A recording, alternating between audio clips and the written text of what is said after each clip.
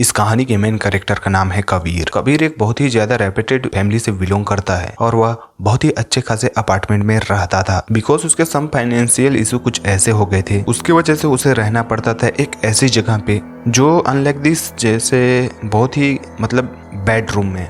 लेकिन कुछ दिन पहले कबीर एक ऐसी जगह पे रहता था जहां उसका एक खुद का लग्जरियस रूम था और उसका एक खुद का अपार्टमेंट भी था। लेकिन अब उसको एक ऐसी जगह की नीड थी जहां का रेंट बहुत ही कम हो, क्योंकि उसके बाद फाइनेंशियल इशू आ गई थी। इसकी वजह से उसको किराए का रूम चाहिए था जो जहाँ पे वो कम से कम किराया देकर रह सके। और कबीर को वहाँ कुछ समय तक सरवाइव करना था जब तक उसका फाइनेंशियल इशू ख़त्म ना हो जाए और उसका कुछ अच्छा दौर ना आ जाए, तब तक उसे एक किराए के रूम पे ही रहना था। और फिर वह अपने दोस्त से बात करता है और उससे पूछता है कि उसे ऐसा जगह कहाँ मिलेगा जिसका रेंट बहुत ही कम हो। तो उसके दोस्त ने उसे बताया कि एक मेरा दोस्त है जिसका एक चौल है जहाँ पर बहुत ही कम रेंट में रूम मिल जाता है। मान ले तुम्हें कुछ भी देना नहीं पड़ेगा, मान ले खाना वगैरह का जो अपना खुद का खर्चा है उसे छोड़ के जितना तुम्हारा खाना पीना रहना में जितना खर्चा होता है बस उतना ही मान लो बस। तो कबीर ने बोला ठीक है। और फिर कबीर पूछता है कि उस जगह का नाम क्या है। तो बंदा थोड़ा सा हिचकिचाते हुए बोलता है डिसूजा चावेल। तो कबीर ने तो उसका नाम कभी सुना नहीं था, तो उसके माइंड में कुछ खास बिहेवियर चेंज नहीं होता है और वो बोलता है कि चलो ठीक है, मैं अब से वहीं रहना शुरू कर देता हूँ। तो उसके बाद जब इन तीनों की बात हो जाती है तब वहाँ पर कबीर जाता है तो देखता है कि शाम का समय हो रहा था उस वक्त, और वो देखता है कि आसपास कोई भी नहीं है। अब कबीर देखता है कि चौल है तो यहाँ पर हरियाली होनी चाहिए थी, एकदम लोग होने चाहिए थे, अच्छा अपार्टमेंट होना चाहिए था, लेकिन ऐसा कुछ भी नहीं था। वहाँ बच्चे वगैरह खेलने चाहिए लेकिन ऐसा कुछ भी नहीं था। कबीर सोचता है कि एक बच्चा तो दिखे मुझे यहाँ पर कि कोई है या नहीं है, तो वहाँ तो कोई नहीं दिख रहा। तो उसका दोस्त आया तो उसने बताया कि ये जगह ऐसा ही है। उसने दिखाया कि ये घर है तो इसका सबसे पहले साफ सफाई करना पड़ेगा, तो देख ले तू, इससे साफ सफाई कर ले। तो कबीर ने बोला ठीक है भाई। तो कबीर ने अपने दोस्त से पूछा कि यहाँ तो कोई नहीं है। तो उसका दोस्त बोलता है कि हाँ ये ऐसा ही है इस जगह, यहाँ कोई रहता भी है कोई नहीं भी रहता है, ऐसा कुछ करके टाल दिया उसने बात। और उसके दोस्त ने मजाक में ही बताया कि ये मिस्ट्री टाइप से बनी रहती है ये जगह, तो इतना माइंड में नहीं लेने का। और ऐसे ही मजाक में उसका दोस्त बोल के वहाँ से निकल गया। अब कबीर तो वहाँ पे अकेला था। उसने साफ सफाई की, अपने घर के अंदर गया और मार्केट गया और वहाँ से कुछ सामान वगैरह लाया अपने रहने खाने के लिए और अपने घर के अंदर रख दिया। लेकिन ये जो जगह थी ना, इसका इन्वायरमेंट कबीर को जच नहीं रहा था और उसे आदत नहीं थी ऐसे जगह पे रहने की। और यही चीज़ उसके शकल पे भी आप देख सकते हो कि एकदम मायूस सा है, एकदम ऐसा लग रहा है कि उस जगह से उसे घिन आ रही हो। अब कबीर अगली सुबह उठता है तो वह देखता है कि उसे एक ऐसे कॉमन बाथरूम में जाना था जहाँ एकदम खुला था और जिसे सारे पब्लिक उसे यूज कर रहे थे। अब कबीर को तो कुछ ऐसा पसंद नहीं था, लेकिन वो जैसे तैसे करके एडजस्ट करता है और फिर उसे कुछ लोग दिखते हैं जहाँ उसे खुशी होती है कि हाँ यहाँ पर कुछ लोग तो रहते हैं। और उसे हाँ लगने लगा कि अब यहाँ पर हरियाली वगैरह है या बच्चे घूम रहे हैं, तो उसे थोड़ा सा कंफर्टेबल लगता है। लेकिन अभी रुको, अभी मेन ट्विस्ट अभी कहानी में बाकी है।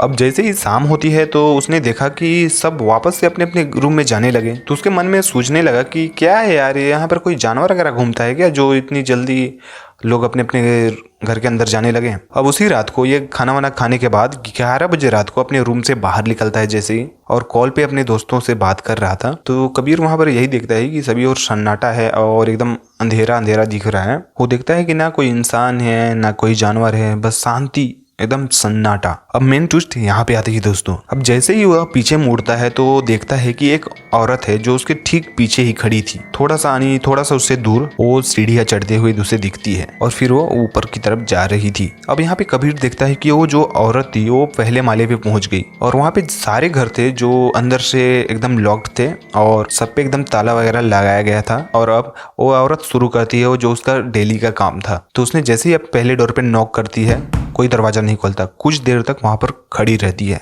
फिर से दूसरे दरवाजे के बाद कोई भी दरवाजा नहीं खोलता। फिर तीसरे दरवाजे के पास। ऐसे करते करते औरत कुछ तो कर रही थी सबके दरवाजे पे और सबके दरवाजे को नॉक कर रही थी और ये भी कॉल पे बात कर रहा है। और सामने वाले ने पूछा भी कि अरे भाई शांत क्यों हो गया। और फिर कबीर ने उसे बोला पता नहीं यार, कोई औरत है जो सबके दरवाजे को नॉक कर रही है और कुछ देर नॉक करते है उसके बाद शांत खड़ी हो जाती है और सबके दरवाजे पे दस्तक दे रही है यार। और रात के 11 बजे हैं, सब कोई तो सो रहे होंगे। तो सामने वाले ने बोला उसे कि अरे भाई हो सकता है कि वह कुछ बेचने आई होगी। फिर कबीर बोलता है नहीं भाई मुझे कुछ तो यहाँ पर गड़बड़ लग रही है। और पहले फ्लोर के सभी रूम को नॉक करने के बाद वह सीढ़ियों से नीचे उतर रही थी। और फिर अब कबीर फिर देखता है कि वो नीचे भी जितने दरवाजे थे उन सबको नॉक कर रही है और कुछ देर खड़ी रहती है। उसके बाद फिर से आगे वाले रूम को नॉक करने चली जाती है। और कबीर की जो शक्ल थी उसी वक्त तक सीमित थी और वह औरत को ही देख रहा है बस रात के अंधेरे में जो ऐसा कर रही थी और ऐसा क्या कर रही है। और फिर वो अचानक से कबीर के ही दरवाजे पर जाके रुक गई और खड़ी हो गई। उसने देखा दरवाजा थोड़ा सा खुला है और उसने अंदर देखा और उसने ठीक अपने पूरे बदन को पीछे घुमा लिया और फिर उसने कबीर की तरफ देखा और वो कबीर की तरफ चलते आ रही है। और कबीर को लगने लगा ये कौन है यार कि जो मेरे तरफ ही आ रही है और ऐसे कर रही है। वो पागल सी औरत लग रही है यार जो हर किसी के दरवाजे पे जाके दस्तक दे रही है और सबके दरवाजे को नॉक कर रही है और कोई भी ऐसा आदमी नहीं है जो उसकी आवाज सुन के उस दरवाजे को खोल रहा हो। Seriously very stupid. अब वो औरत जब इसके सामने थी तो एकदम घिन से दिख रहा था उस औरत का मुंह और वो सब अवॉइड करके वो कॉल को रख दिया और वो अपने घर की तरफ जाता है। अब जैसे ही वो अपने घर के अंदर जा रहा था उसने देखा कि वो औरत उसके पीछे पीछे तो आ रही है लेकिन अब उसने उसका ट्रेंड छोड़ दिया था। जब उसने बाकी लोगों के दरवाजे पे जाके दस्तक दे रही है फिर दूसरे के दरवाजे पे जाके दस्तक दे रही है। अब इसने ना एक बार जाने से पहले अब उसने ना एक बार मुड़ के देखा उसकी तरफ कि हाँ अब वो बहुत ज्यादा दूर थी, बहुत ज्यादा दूर कि हाँ अब वो कंफर्ट में था कि अब हाँ आई एम फाइन। अब वो दूर जा चुके हैं, मुझे कोई डर या अटेंशन नहीं है। और जैसे ही कबीर अपने घर के अंदर आया और उसने जैसे ही अपने कुंडी को लगाया और उसी समय उसे सुनाई देता है नॉक उसके दरवाजे पे और उसी का दस्तक। और जैसे ही उसने दरवाजा खोला ठीक उसके सामने वही औरत खड़ी थी। उस औरत के चेहरे पर सिर्फ बाल नजर आ रहे थे जैसे कि सारे बालों ने उसका चेहरा ढका हुआ हो। यार कैसा आदमी है यार कबीर। मैं होता वहां पर मेरा पैंट गीला हो गया होता उस टाइम। तो मानना पड़ेगा भाई को, मानना पड़ेगा। और फिर कबीर इतना ज्यादा डर जाता है कि एक झटके में अपने दरवाजे को बंद कर लेता है और वो चला गया अंदर। और वो अब बहुत ज्यादा घबरा गया था। अब उसको कुछ भी समझ नहीं आ रहा था लेकिन पता नहीं अब उसको क्यों लग रहा था कि ये औरत अभी भी उसके इर्द गिर्द है। अभी भी उसे लग रहा था कि वो औरत उसके कमरे के आसपास ही है। उसके घर की जो विंडो थी उसके ग्राउंड फ्लोर की उस पे पर्दा लगा हुआ था और वो बहुत ज्यादा हिम्मत जुटा के उस पर्दे के पास गया। उसने सोचा कि वो औरत चली जा चुकी होगी लेकिन वो सोचता है कि देख तो सकता हूँ कि बाहर कोई है या नहीं।